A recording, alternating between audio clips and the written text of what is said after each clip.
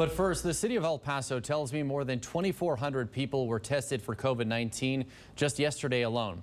That's up from an average of 950 people tested daily 2 weeks ago.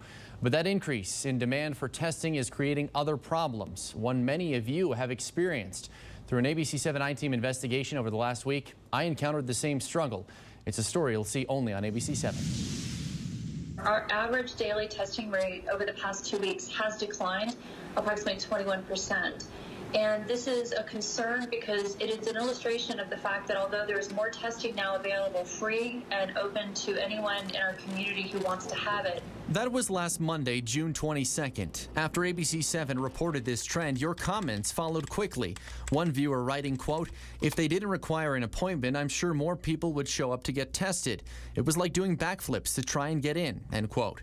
While there are numerous testing sites, ABC7 received several complaints about the city's drive-through testing option. This is the only drive-through testing site operated by the city of El Paso and the Department of Public Health. But the address here is not advertised to the general public because, as you can see, an appointment is required first. But making that appointment is proving to be the real challenge. So I put the city's appointment line to the test, the first you see on the city's COVID-19 resource website, epstrong.org.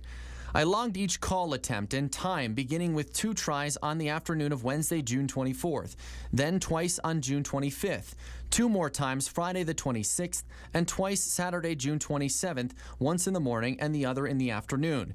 And this past Monday, the most persistent attempt, 6 calls between 10 a.m. and 4:30 p.m., then 3 more times on Tuesday. In total, 17 calls, 0 answers. Thank you for calling the appointment line for COVID-19 drive-through collection site. Instead, an automated message asking me to please call back. We are addressing the issues. We're aware of them. I'm not going to tell you that we're not concerned about it, but what I will tell you is we are addressing that. So we're adding staff to that telephone number. A city spokesperson tells me right now that phone line is staffed by an average of 6 to 9 people over the 60 hours of operation weekly. El Paso Fire Chief Mario D'Agostino says since the recent spike with more than 1,500 new cases in the county over the last week and a half, the demand for testing is up 60%. So it's not a matter of the number not being answered. It's a matter of that there has been such a huge demand on that number. Well, in my experience, my phone call is not being answered. In the experience of our viewers, the phone call is not being answered, and there's no option for them to leave a voicemail and get a call back. They have to keep trying and trying and trying again. So what people are telling us is it is wearing them out to the point that they are giving up. To that, I'd like to bring up the fact that, we've seen that 60% increase. We are adjusting how we do business, and we'll improve on that order.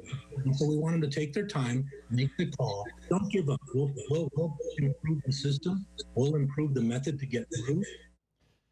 Now, it's important to note the city's drive-through line is just one of many avenues to get tested. The full list is here on epstrong.org. You just click on the testing tab. It'll take you to this page, which you just saw in the story.